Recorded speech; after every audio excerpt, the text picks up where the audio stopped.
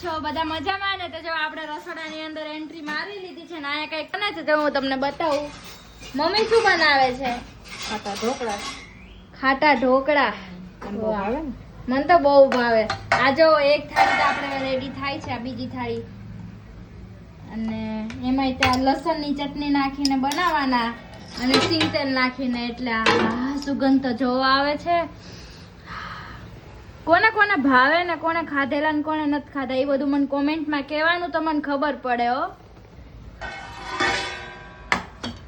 આહા, આપણી લસણની ચટણી એડ થઈ ગઈ. આનાથી તીખાશ બેસે અને લસણનો સ્વાદ આવે, આપણે મજા આવી જાય. ઘણા મસ્ત લાગે.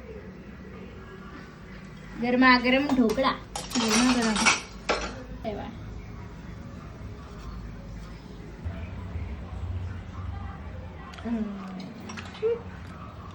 અને હા, આમાં મકાઈ ન ખાય, બહુ મજા આવે નહીં.